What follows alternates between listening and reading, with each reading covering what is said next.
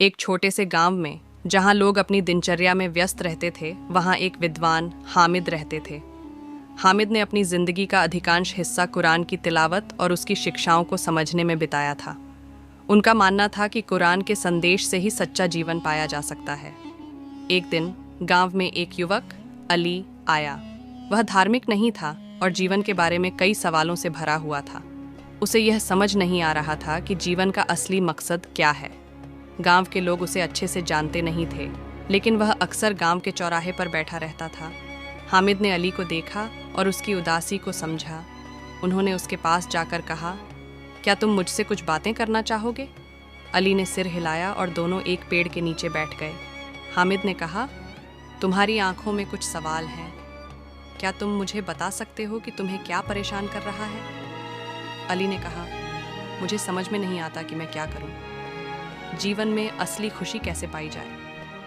मैंने सुना है कि लोग धर्म से खुश रहते हैं, लेकिन मैं इसे समझ नहीं पा रहा। हामिद ने मुस्कुराते हुए कहा, मैं तुम्हें एक कहानी सुनाता हूँ। एक बार एक व्यक्ति था जो हमेशा कुरान की तिलावत करता था।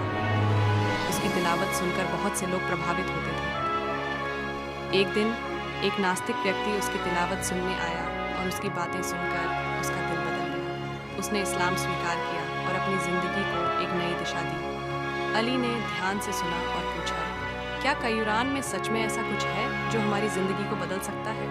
हामिद ने कहा, बिल्कुल। कुरान में जीवन के सभी पहलुओं के लिए मार्गदर्शन है। यह हमें सिखाता है कि कैसे हम अच्छे इंसान बन सकते हैं, दूसरों की मदद कर सकते हैं और खुद को सुधार सकते हैं। हामिद ने अली को कुरान की कुछ आयतें सुनाईं जो करुणा, दया और सदाचार के बारे में थीं। उन्होंने कहा, जब हम इन शिक्षाओं पर अमल करते हैं तो न केवल हमारी आत्मा को शांति मिलती है, बल्कि हमारा जीवन भी खुशियों से भर जाता है। अली ने धीरे धीरे समझा कि कुरान का संदेश कितना महत्वपूर्ण है। उन्होंने हामिद से वादा किया कि वह कुरान पढ़ेगा और उसकी शिक्षाओं पर अमल करने की कोशिश करेगा। समय के साथ अली ने कुरान की तिलावत करना शुरू किया और उसके जीवन में एक नई रोशनी आ गई। उसकी सोच में बदलाव आया और उसने अपने जीवन को एक सकारात्मक दिशा में मोड़ लिया। वह अब गांव के लोगों की मदद करने लगा और उनके साथ समय बिताने लगा। इस प्रकार हामिद की समझदारी और कुरान का संदेश न केवल अली की जिंदगी में बदलाव लाया, बल्कि पूरे गांव में एक नई चेतना का संचार कर गया।